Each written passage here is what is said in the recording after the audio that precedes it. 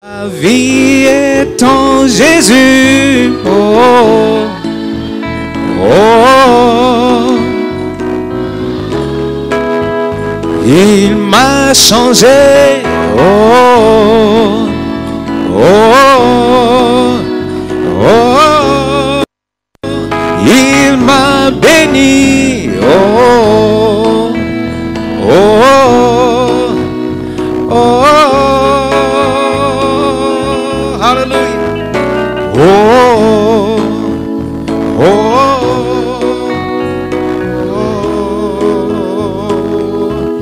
en ce moment, je suis devenu citoyen du ciel. J'ai une nouvelle vie en Jésus. Ma vie passée a été clouée. Je ne peux plus. Je ne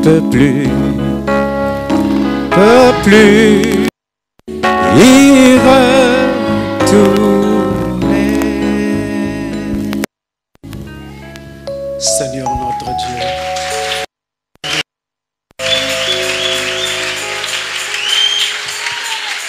nous rendons grâce pour cette occasion que tu nous accordes. Et nous nous approchons de toi tout tremblant, reconnaissant que tu es Dieu au-dessus des cieux et que nous ne sommes que des vermisseaux sur la terre.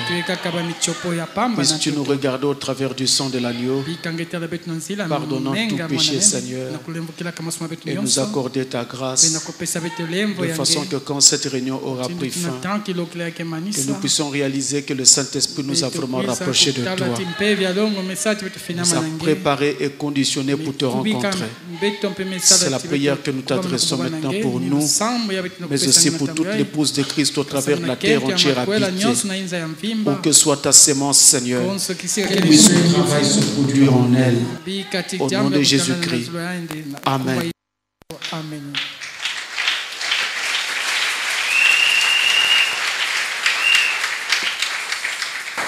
Je salue tous au nom du Seigneur Jésus-Christ. À présent, nous allons nous lever et prendre nos Bibles. Je voulais enseigner depuis plusieurs jours sur quelque chose en rapport avec Satan. J'ai essayé de tout faire. Je sentais que quelque chose était en train de bloquer. Et je me suis rendu compte que le Seigneur ne me permet pas de le faire maintenant. Je vais le faire après. Mais maintenant, nous allons enseigner sur quelque chose que le Seigneur a mis sur mon cœur et qui est aussi d'une très haute importance. Après, si le Seigneur nous donne un peu de force, nous pourrons prendre cet enseignement que j'avais aussi l'intention de prendre. Alors que nous sommes debout, nous allons prendre dans le livre de Samuel, 1 Samuel chapitre 3, le verset 11. 1 Samuel chapitre 3, verset 11. Et nous pourrons également lire dans Romains au chapitre 9. Romains chapitre 9, versets 32 et 33.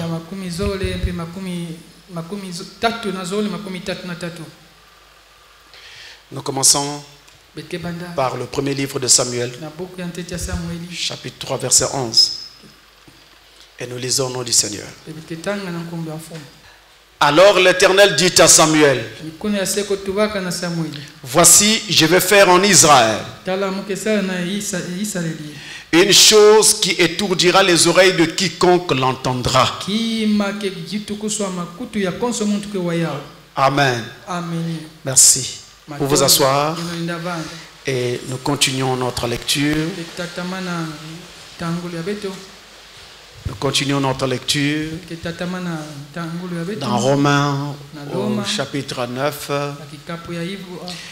Et nous prenons le verset 32 et 33. Et nous lisons. Pourquoi? Parce qu'Israël l'a cherché, non par la foi, mais comme provenant des œuvres. Ils se sont heurtés contre la pierre d'achoppement, selon qu'il est écrit: voici, je mets en Sion une pierre d'achoppement et un rocher de scandale, et celui qui croit en lui ne sera point confus. Amen. Que le Seigneur bénisse sa parole. Nous venons de lire ces passages pour commencer ici une étude d'une grande importance également, comme celle sur Satan, sur laquelle je voudrais parler prochainement, Dieu aidant. Mais aujourd'hui, nous commençons par parler sur le Dieu des coins.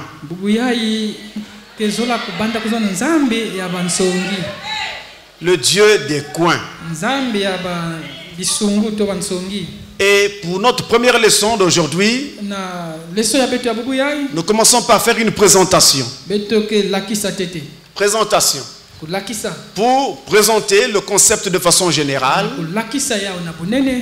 pour montrer comment ça fonctionne, pour montrer comment cela est établi dans le plan et le programme de Dieu. Et dans les prochaines leçons, nous viendrons avec des spécificités, élément par élément, de façon groupée, pour enseigner et montrer comment Dieu agit en faisant des coins, domaine par domaine dans la parole. Et nous allons essayer de faire le tour de tous les domaines, de sorte qu'il n'y ait plus un seul domaine qui vous échappe. Et quoi que vous lisiez dans votre Bible ou dans le message du temps de la fin, ou quoi que vous viviez ou vous voyiez s'accomplir, alors vous saurez exactement dans quel registre vous êtes et vous ne serez pas perturbé. Frère Branham dit, l'enseignement positionne. Et c'est justement la position que nous voulons, le positionnement, afin que nous ne soyons pas ballottés. Lorsque l'on construit une maison, on a besoin de plusieurs choses, comme par exemple, d'abord un plan. On ne peut pas construire une maison sans avoir un plan. Il faut un plan. On va presque dire que le plan est la première chose qu'il faut avoir. Parce que c'est le plan même qui déterminera eh bien, la grandeur du terrain à utiliser pour bâtir votre maison. Et même le type de sol qu'il faut pour que cette maison soit construite. Il faut un plan. D'abord un plan. Vous pouvez commencer par prendre un terrain et ensuite vous vous rendez compte que votre maison ne peut pas être logée dans ce terrain parce que le terrain est trop petit et qu'il ne peut pas contenir votre maison selon votre plan. Donc il faut commencer par avoir un plan. Ensuite, il faut avoir un ou plusieurs ouvriers. En tout cas, même si ces ouvriers ou cet ouvrier est entouré des aides maçons, mais il faut qu'il y ait un ouvrier, un maître maçon, qui puisse vraiment traduire votre plan sur le terrain. Je crois pour ceux qui construisent les maisons, ils le savent. Hein? Je ne leur apprends rien. Tous ceux qu'on appelle maçons ne sont pas toujours capables d'interpréter un plan. Il faut avoir un maître pour interpréter le plan sur le terrain. Donc pas n'importe qui, mais un maître maçon. C'est lui qui va interpréter le plan et qui traduira la vision du plan aux aides maçons afin que le bâtiment soit construit. Donc il faut un maître maçon. Vous pouvez avoir un plan, mais si vous n'avez pas un maître maçon, votre maison restera sur le papier. Il faut quelqu'un qui soit capable de traduire votre plan. Je change de langage. Il faut qu'il y ait quelqu'un capable de traduire votre pensée. Je change encore de langage. Il faut qu'il y ait quelqu'un capable de traduire votre vision sur le terrain. Et c'est un maître maçon. Il va naturellement être entouré des aides. Ensuite, il vous faut des matériaux. Et pas n'importe quel matériau. Ceux qui construisent savent. Sur les marchés partout dans le monde, on trouve des matériaux de très bonne qualité, de très bonne facture. Mais il y en a d'autres également qui sont vraiment de très mauvaises factures, de très mauvaise qualité. Vous utilisez ce matériel. Avant longtemps, la maison est déjà fissurée. La maison donne déjà des signes d'écroulement. Donc il nous faut du matériau solide. Pour bâtir notre maison, on ne prend pas n'importe quoi. Parfois, le bon matériel coûte cher.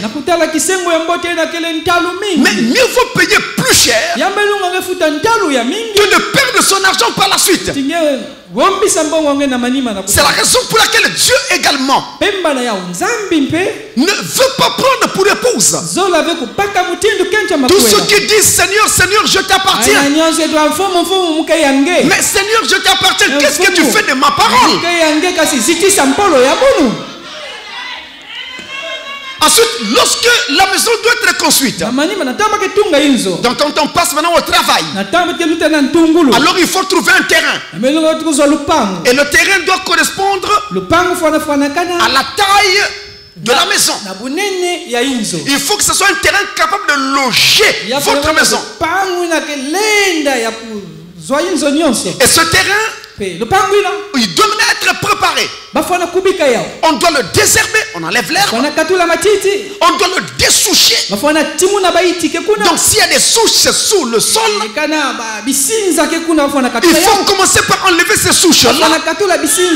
Parce que si vous ne les enlevez pas, on aura du mal à mettre la fondation. On veut tracer ici, on sera gêné. Il faut commencer par dessoucher. C'est la raison pour laquelle quand vous venez à Christ, on doit commencer par enlever ce que la famille a placé dans votre vie. On doit dessoucher ce que Satan a mis dans votre vie. Et la parole condamne et taille. C'est Dieu en train de dessoucher votre terrain. Donc on dessouche, on enlève les souches. On enlève tout. Ensuite, on doit veiller à ce que le sol soit aplani. On équilibre le sol. Parfois, on fume des apports de terre pour faire en sorte que le sol soit équilibré et que la construction s'engage. Ensuite, on passe au traçage. Le traçage commence à faire la délimitation. Il dit ce côté-ci partira de là à là. Et l'autre côté partira de là à là-bas. Donc je veux faire en sorte que Paul commence ici. Paul commence ici. Il s'arrête là. Après là prendra Irène. Il s'arrête là-bas. Après prendra Colombe. Et cherchera. Dieu veille à ce que le traçage soit bien fait. Chacun parfaitement dans sa limite. Vous êtes avec moi? Ne pensez pas que je prends la place de frère Ndongo. Moi je ne suis pas entrepreneur. Je parle d'une construction spirituelle.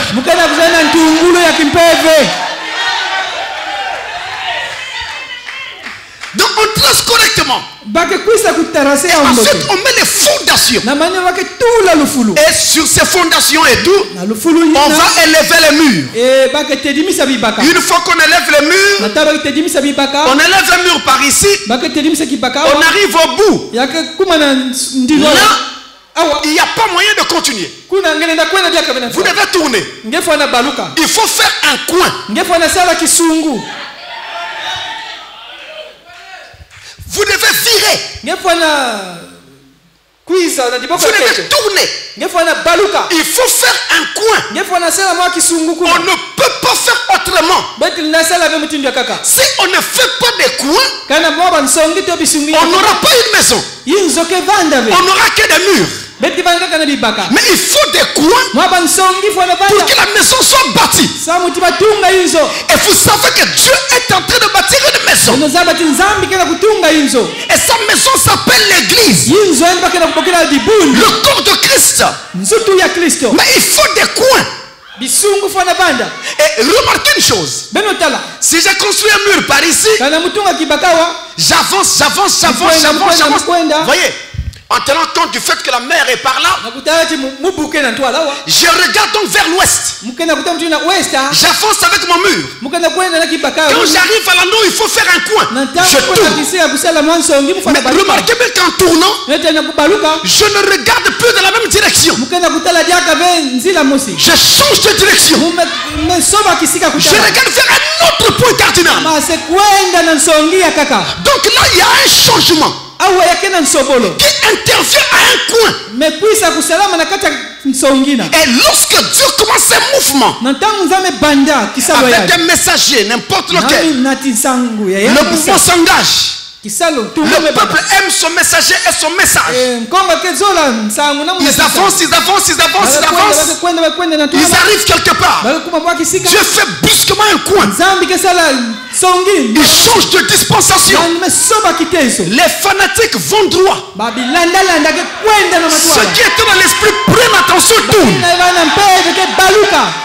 Ceux qui vont droit ont raté le mouvement de l'esprit. C'est là où il y a un sérieux problème avec les coins.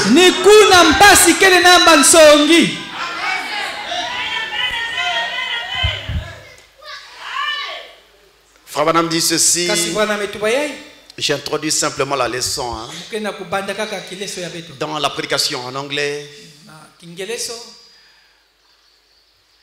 Who do you say this is? Qui dites-vous que c'est? Qui dites-vous que c'est? Du 27 décembre 64. 27 décembre 64. Le paragraphe 26. Je donne mes passages calmement et en les répétant pour que vous ayez la possibilité de noter et vérifier dans votre table, dans vos logiciels. Alors, Frère Branham dit ici, now, c'est le paragraphe 26. Suivez attentivement ce qu'il va nous dire. Now, si we are building a building, not a wall. Maintenant, regardez.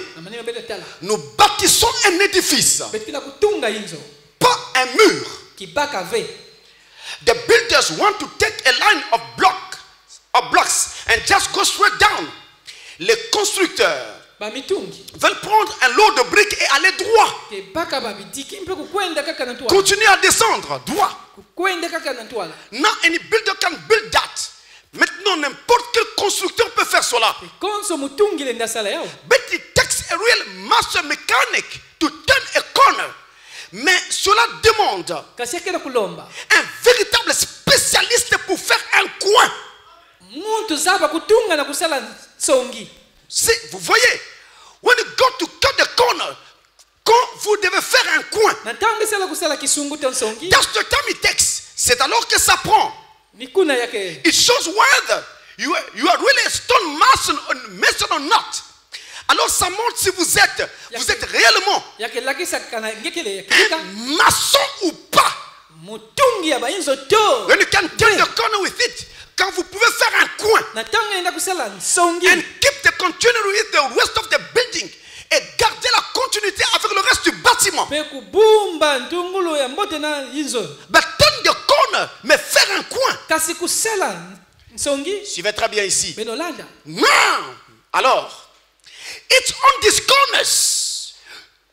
It's when trouble comes. C'est quand on arrive à ces coins que les problèmes apparaissent.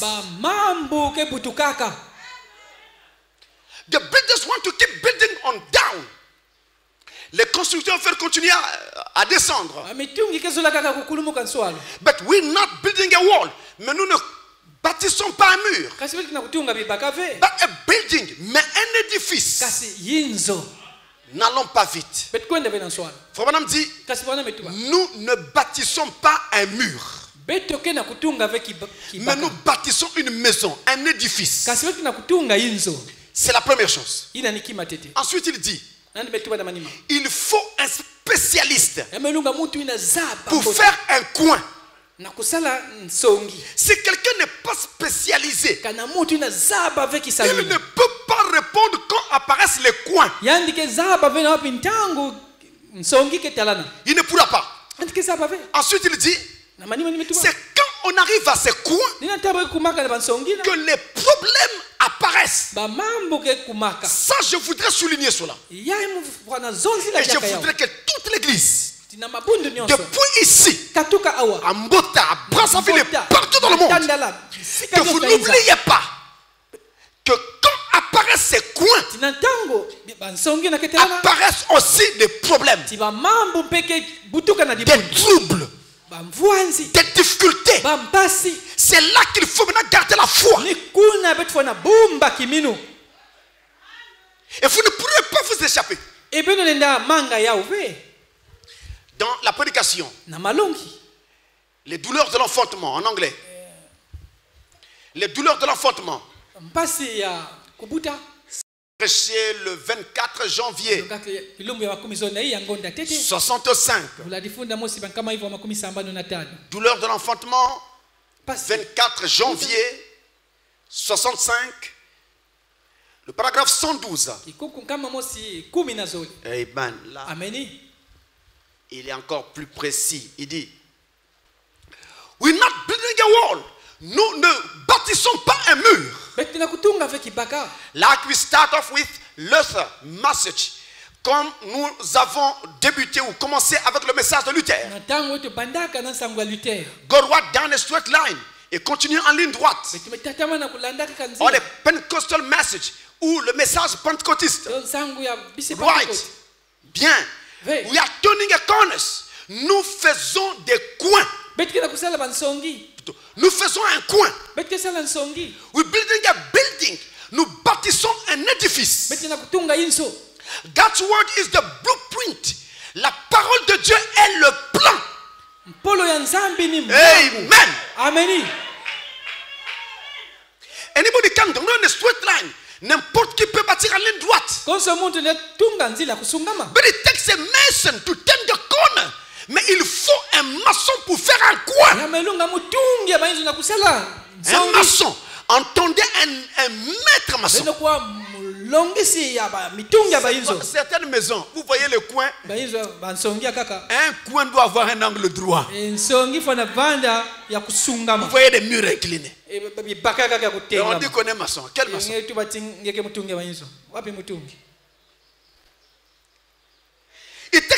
Il continue, je reviens. It takes a mason to turn the corner. Il faut un maçon pour faire un coin.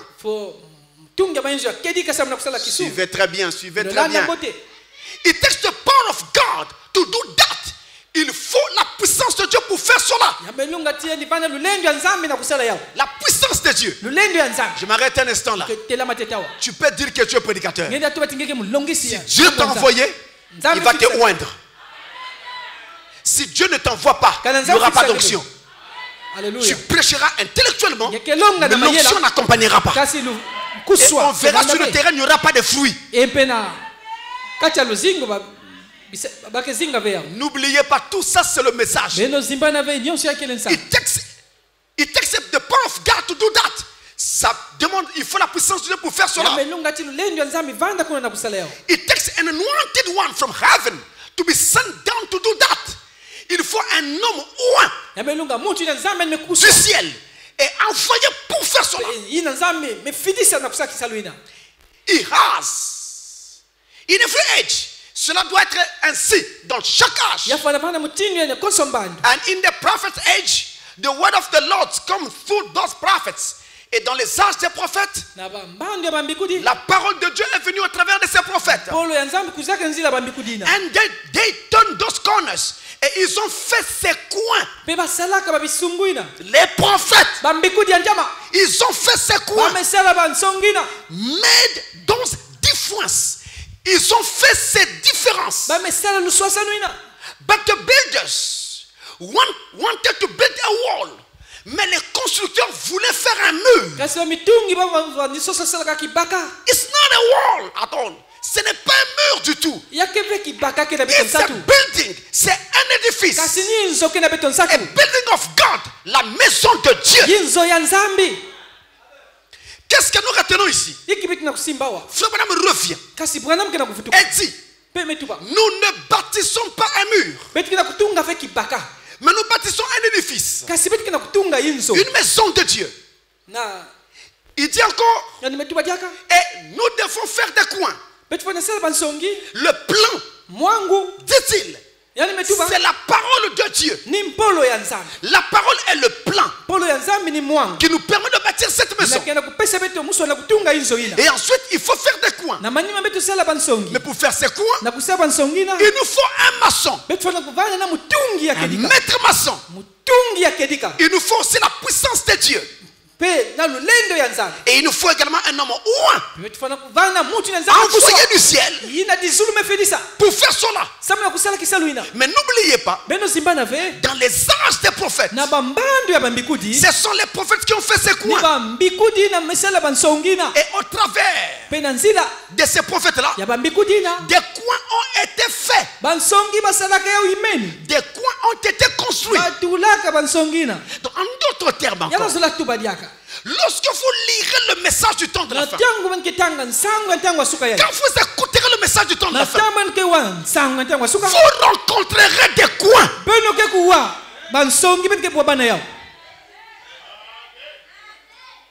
Et au niveau de ces coins, il y aura des problèmes. Des problèmes apparaîtront à cause de ces coins, de ces changements de direction. Maintenant, écoutez bien. C'est quoi exactement un coin? Dans la pensée de Dieu, dans le baptiste physique, nous voyons ce que c'est. Là, j'ai un coin. Là, j'ai un coin. Au fond, là-bas à gauche, j'ai un coin. Mais dans la maison de Dieu, le baptiste de Dieu, le coin, c'est quoi? Nous allons toujours avec le messager. Dans la prédication, l'identification de Christ dans tous les âges. Si vous voulez, le Christ identifié au travers de tous les âges. C'est prêché le 9 avril 64. 9 avril 64. Et nous allons essayer de faire attention à chaque mot que le messager va nous dire. 9 avril 64, le paragraphe 36. Paragraphe 36, il dit, paragraphe 36, écoutez bien. And we're in a changing dispensation. Nous sommes à un changement de dispensation. C'est quoi un coin? Un changement de dispensation. Nous surveillons tout ce que le messager va dire. Quand on arrive à un changement de dispensation, on arrive à un coin. Je vous aide à comprendre rapidement. Quand Paul prêche, il finit. Irénée doit prendre. On change de dispensation. Il y a un coin qui apparaît. Quand Wesley prêche, il finit. Branham prend. Il y a un changement de dispensation. Il y a un coin qui met. Vous me suivez? Quand William Branham prêche, il finit. Il s'en va. On entre dans l'âge de l'épouse. Il y a un coin. Et à ce coin-là, on voit des gens qui disent, je suis le remplaçant. Je suis le remplaçant. Je suis le successeur. C'est moi qui dois venir après. C'est moi la lumière qui était là au-dessus de la tente. Ou l'homme à qui il parlait. Les problèmes naissent parce que c'était un coin. Vous arrivez maintenant? Ça commence à venir. We're changing now. Nous changeons maintenant. And every change, just like building a building. Et chaque changement, to come construire un édifice. You come to the corner. Vous arrivez au coin. You have to make that bend. Vous devez faire cet angle. It's strange. Attendez. C'est étrange. Il dit, vous devez faire ce coin, cet angle. Et il dit, c'est étrange. Quand on arrive à un coin, on arrive à quelque chose d'étrange. Quelque chose de bizarre. Les gens ne le comprennent pas. Ils se posent des questions. Ils sont embrouillés. Everybody wants to run right straight on down. Tout le monde veut construire en continuant tout droit. You have just one big wall. Vous devriez avoir juste un seul grand mur. But we're building a building. Mais nous bâtissons un édifice. And we come to corners. Et nous arrivons au coin. And you've got to change. Et vous devez changer. Quand on arrive à un coin, on arrive à un changement. Un coin. C'est un changement. Those corners, ces coins. As Brother Don Price so well studied it not long ago, comme frère Don Price il a bien dit cela il n'y a pas longtemps. Écoutez bien. Other changes is when the trouble comes. À ces changements, au niveau de ces changements, c'est là que le trouble arrive. It's hard on that corners. N'allons pas vite. Quand on arrive à un coin, on arrive à un temps de trouble. Un coin, c'est un temps de trouble. Un temps de trouble. It's hard on that corner. C'est dur au niveau de ce coin. Un coin, c'est un temps difficile. Un temps critique. He said, I don't want a corner to get that corner and make it just right. C'est dur au niveau d'un coin de faire ce coin et de le garder droit.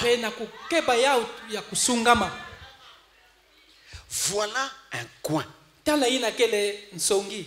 temps de changement de dispensation. C'est un changement. C'est quelque chose d'étrange, de bizarre. C'est un moment de trouble. Un moment critique. Un moment difficile. Faisons un pas en avant. C'est un changement. C'est un temps de trouble. C'est un moment critique. Et tout le reste. En quoi? Eh bien, c'est un temps de changement ou un moment de trouble, un moment difficile ou critique en ce qui concerne les aspects suivants. La foi, que j'appellerai encore ici la doctrine. La foi, c'est aussi la doctrine. Parce que la foi signifie aussi la croyance. C'est pourquoi quand on dit notre foi ne nous le permet pas, on est en train de vouloir dire notre croyance ne nous le permet pas. Foi est également synonyme de croyance. C'est pourquoi foi est synonyme de doctrine. Je me rappelle quand nous avons enseigné ici sur le fait que la femme doit porter des sandales ou des souliers qui ne font pas voir les ongles. Ça créait un trouble dans l'assemblée. Ça remuait partout jusqu'en France, dans tous les autres pays. Les gens sont allés faire des recherches. Est-ce que le pasteur nous dit la vérité? Est-ce qu'il ne trompe pas? Qu'est-ce qu'il y a? Là, ça devient extrême. C'était un coin. Et beaucoup ont échoué à ce coin-là. Ils sont passés droit. Toujours avec les ongles découverts droit. C'est ça la vérité, mes amis. Ils sont passés droit. Vous dites non, je serai enlevé. Tu seras enlevé. Il faut surveiller les coins. Surveille les mouvements de l'esprit. L'esprit parle, toi tu continues. Tu passes droit. Tu ne te moques pas du pasteur. Tu es en train de te moquer de ta propre âme. Un jour, j'ai suivi une prédication à la maison. Et on tapait vraiment avec virulence sur les femmes. Ma femme me dit, chérie, ça c'est pas normal. Qu'est-ce qu'il y a? Non, mais tu es trop dur vis-à-vis des femmes. Et tu ne parles qu'aux femmes. Vous savez ce que je lui ai répondu? Je lui ai dit ceci. Je ne suis responsable que de dire ce que la parole de Dieu dit. Le reste, je ne sais pas. Je dis ce que la parole dit, le reste, je ne sais pas. Si je me trompe, Dieu prendra soin. Mais je l'ai lu là dans la parole. Et je vous le dis, je prends le message, je lis. Si vous croyez frère Branham, vous allez croire ça. Si vous ne croyez pas ça, que vous ne croyez pas frère Branham. C'était un coin. À la fin de ce culte-là, les gens étaient attroupés ça et là. Non, c'est pas normal. Comment le pasteur peut dire ça? Oh non, non, c'est pas vrai ça. C'est pas possible. Les pieds ne vont plus respirer. On va tomber malade. Est-ce que quand Dieu disait ça, il ne savait pas que vos pieds n'allaient pas respirer?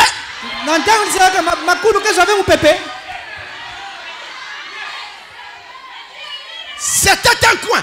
Donc au niveau de la doctrine, Au niveau de la doctrine, il arrive des coins. Nous allons prendre ça en détail. Ne vous en faites pas. Là, nous présentons la leçon. Donc, il y a la doctrine. Mais il y a aussi le programme de Dieu. C'est-à-dire, lorsqu'il y a un changement dans le cours du programme de Dieu, Dieu a établi un programme. Tous les enfants de Dieu savent qu'il n'arrive pas à Dieu de changer sa pensée au sujet de sa parole. Donc ils savent ça. C'est calé dans leur esprit. Maintenant, quand on change, c'est un coin. Et c'est Dieu lui-même qui fait ce coin-là. Il y a aussi les coins qui arrivent. Lorsqu'on arrive à l'accomplissement retardé d'une prophétie. Une prophétie a été donnée, mais ça ne s'accomplit pas à la date pile indiquée. Les gens se lèvent, ils critiquent, ils injurient, ils attribuent à Satan. Cet homme est du diable. Ne l'écoutez pas. Il est loin de Satan. Faites attention, c'est un coin. C'est un coin, mes amis. Le Dieu des coins. Amen. Ça arrive également lorsqu'on a un imprévu. C'est-à-dire, Dieu avait dit telle chose aura lieu comme ceci et comme cela. Mais brusquement, il y a un événement qui apparaît qui n'était pas au programme. Ou quelque chose apparaît qui n'était pas au programme. Ça s'appelle un imprévu. Alors les gens disent, comment le Dieu qui connaît toutes choses n'avait-il pas vu cela? Oui, justement, c'est ça le problème. Nous savons que Dieu connaît toutes choses d'avance. C'est calé dans notre esprit. Alors quand apparaît une chose que Dieu n'avait pas dit, c'est alors que là apparaît un problème.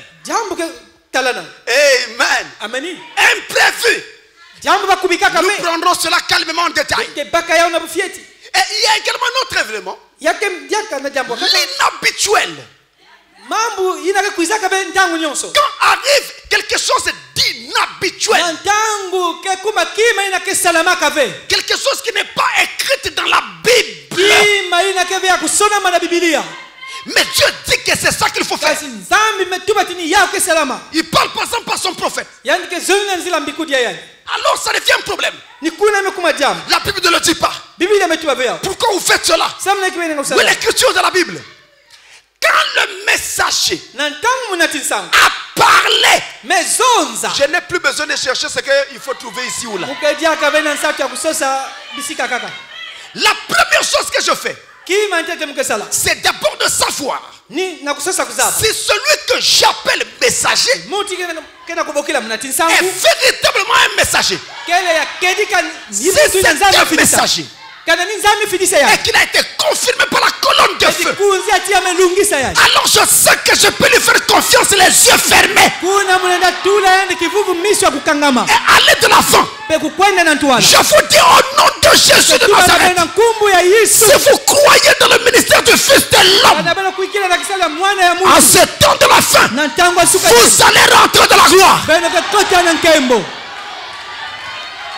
Les portes du ciel vous sont ouvertes. Parce qu'il n'y a que l'épouse de Christ qui devait reconnaître le jour et son message. Et si tu es l'épouse de Christ, tu as reconnu le jour et son message. Nous sommes dans le jour. Nous sommes dans l'heure. Et nous avons vu le messager William Marion Branham.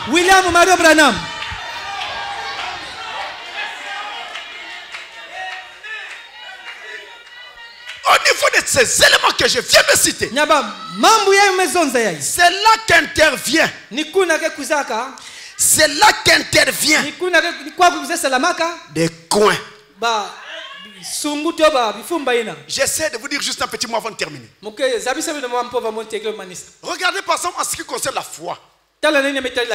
Juste en passant. Il est écrit. Juste en passant. Nous y reviendrons. Il est écrit. Tu ne commettras point d'adultère. Mais moi, je vous dis. C'est Jésus qui parle. Hein? Vous avez entendu qu'il a été dit. Tu ne commettras point d'adultère. Mais moi, je vous dis. Déjà quand on met mais, ça s'oppose à ce qui vient d'être dit. Alléluia.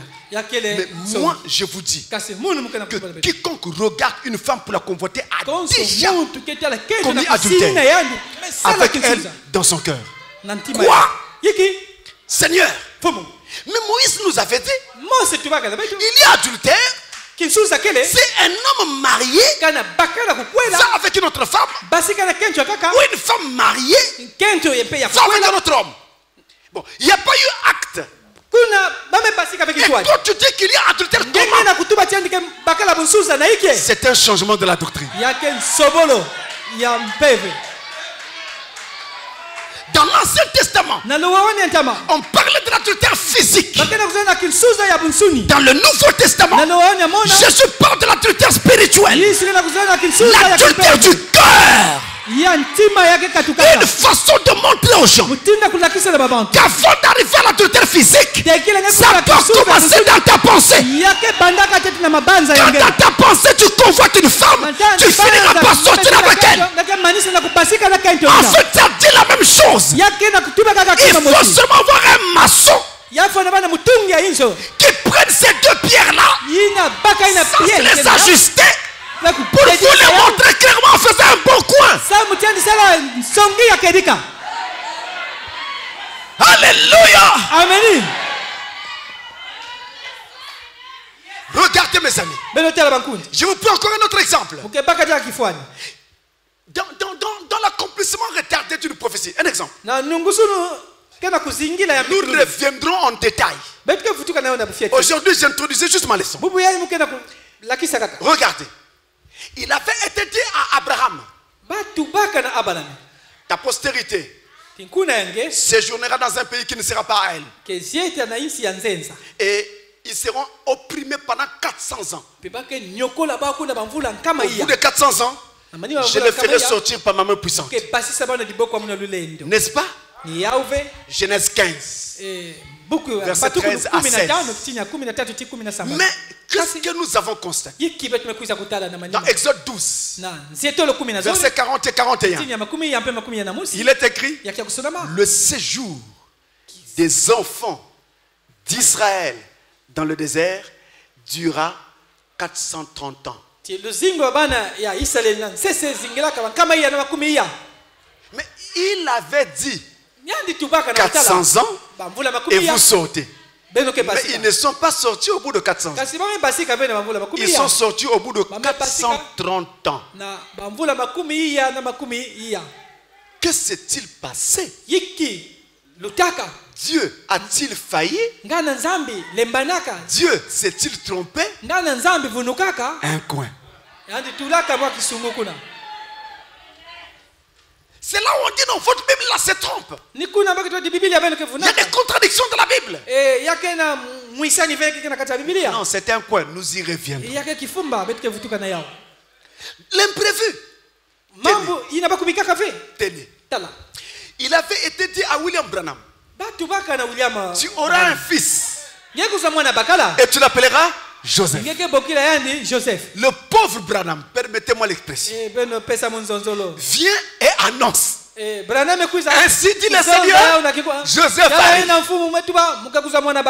Entre le moment où il donne la prophétie et le moment où Joseph vient, Méda tombe enceinte. Tout le monde attend Joseph qui arrive. La femme accouche, c'est une fille. C'est un dribble. Comment ça? On est venu voir Branham. Mais tu as fait dire que ce serait un garçon. Donc sûr que c'est une fille. Ils ont ignoré une chose. Branham a dit Joseph vient. Mais il n'avait jamais dit Joseph vient au bout d'une année ou de 2 ans. Ça n'avait jamais été dit. Il y en a qui ont dit à Branham. Certainement tu voulais dire Joséphine. Ils ont blasphémé. Ils sont allés de l'autre côté. D'autres ont dit à Branham, paraît-il que Dieu ne te dit jamais rien de faux. Vous voyez? Mes frères, ça c'était un imprévu. On appelle ça l'imprévu. Et ça fait partie des programmes de Dieu. Du Dieu des coins. Il avait fait là un coin. Sur quelle base allez-vous condamner Branham? La prophétie n'a pas failli. Joseph est bel et bien arrivé avec un léger retard. Mais il est arrivé. Il est venu un peu en retard à cause de cet imprévu. Mais cet imprévu était un imprévu pour l'homme,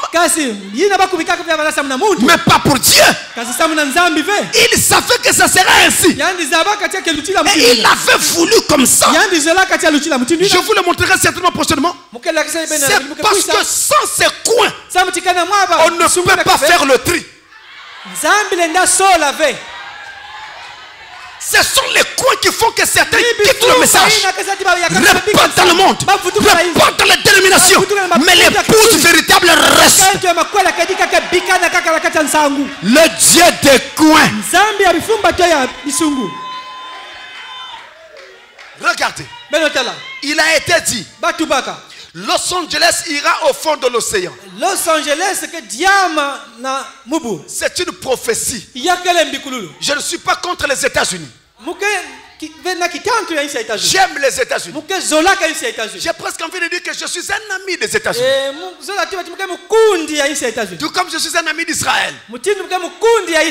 Seulement, mes frères, ce que Dieu dit doit être dit. Il est écrit qu'à cause de leur péché, ils iront au fond de l'océan. Et William Branham, sous l'inspiration de Dieu, a dit à Billy Paul, tu ne seras pas un vieil homme. Que Los Angeles ira au fond de l'océan. Et toi, tu viendras pêcher du poisson ici. Ça, c'est la prophétie. Mais est-ce que vous connaissez les imprévus?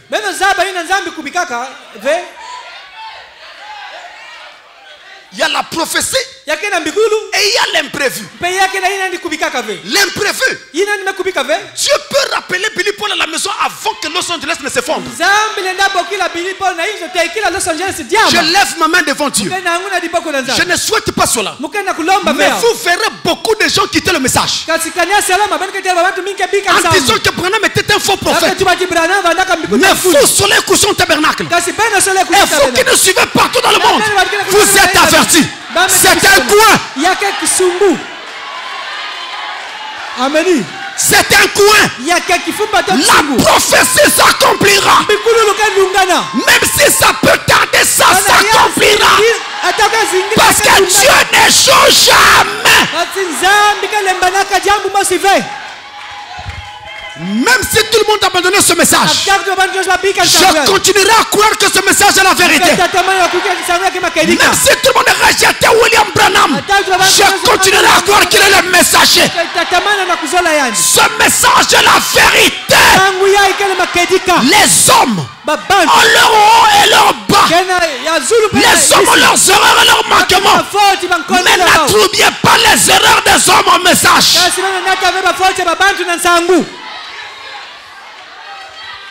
Le message de la vérité. C'est la lumière de l'heure. Et que pendant que je prêche, le même ange qui est avec Frère Branham est ici. Pasteur. Pasteur. Comment tu peux dire ça? Tu deviens Branham? Non, je ne suis pas Branham. Mais je me tiens dans la même commission que William Branham. Et William Branham avait dit, partout où ce message sera prêché, le même ange sera là. Alléluia. Et je vais encore dire ceci. Comme cet ange est là, quiconque a besoin du salut peut être sauvé maintenant. Amen. Je veux entendre un amen.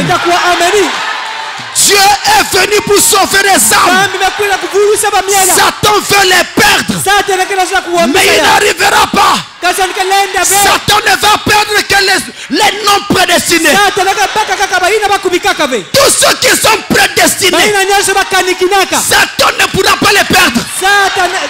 Et je crois que vous êtes prédestinés. Alléluia. Si vous ne l'étiez pas, qu'est-ce que vous faites sous le soleil? Vous saviez bien qu'il n'y a pas de toit là. Qu'est-ce que vous faites là? Alléluia. Vous êtes là sans aucune protection. Parce que vous savez que la parole est plus que tout le reste. Et c'est le cas avec vous tous. Mes frères, c'est le Dieu des coins. C'était juste l'ouverture. Nous continuerons prochainement. Que le Seigneur vous bénisse.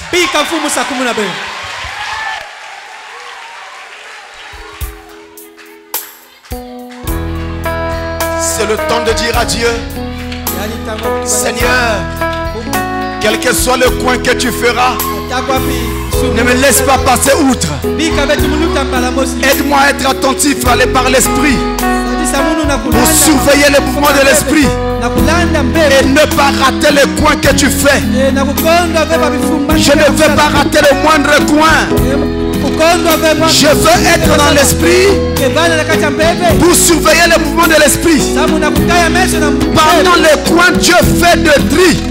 Pendant le coin, Dieu fait la séparation, la ségrégation. Pendant le coin, beaucoup repartent dans le monde et quittent le message. Mais c'est le temps de dire à Dieu, Seigneur, qu'il n'en soit pas ainsi avec moi.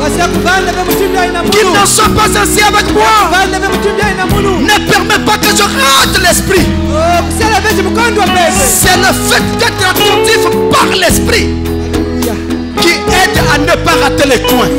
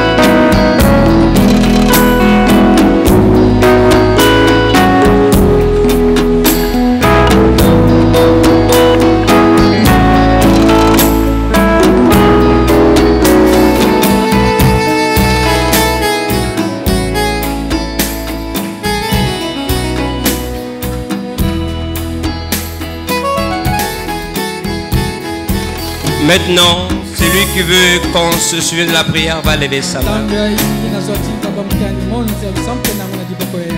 Levez votre main si vous voulez qu'on se souvienne de vous de la prière.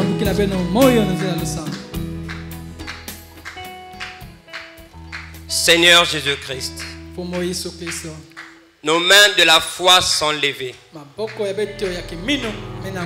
Frère Branham dit, en levant ses mains de la foi, nous défions les lois de la pesanteur. Parce que nous sommes là devant le Créateur. Chacun de nous a sa main levée. Seigneur, et avec beaucoup de requêtes enfouies dans les cœurs, mais nous voulons juste, Seigneur, oh Dieu, nous attacher à ce que tu nous as enseigné ce matin.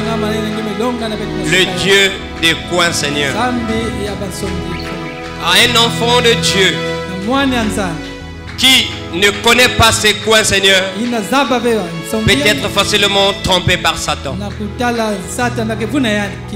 Car, Seigneur Jésus-Christ, tu as dit, tes voies sont insondables. Nul ne peut connaître tes voies. Tu fais ce que tu veux. C'est toi qui élèves, c'est toi qui abaisses. C'est toi, Seigneur, oh Dieu, qui blesse, et c'est toi qui guéris.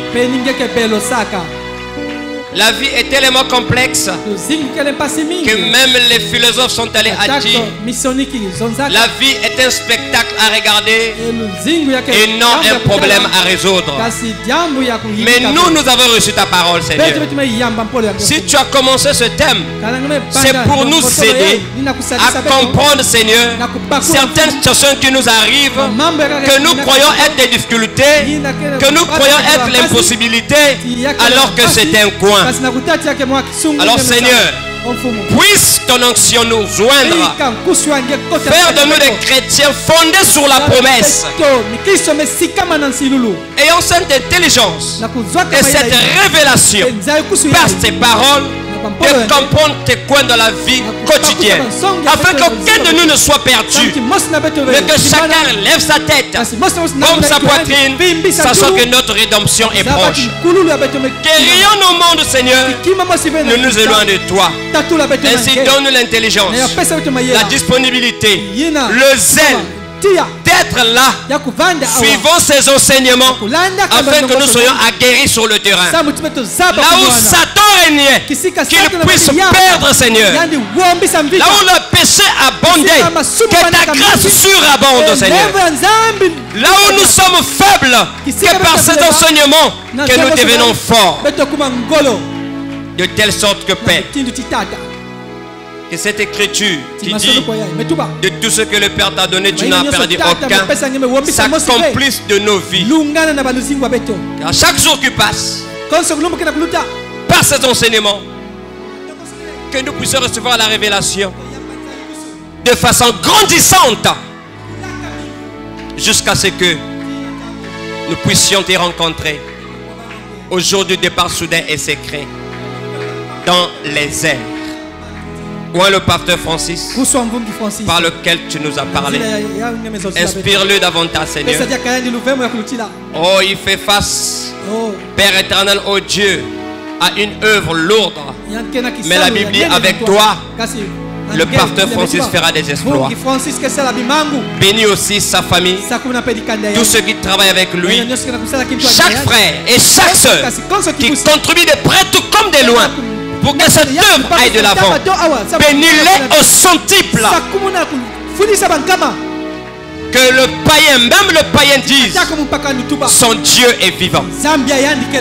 Reçois l'honneur, la puissance et la gloire. Au nom de Jésus-Christ. Amen.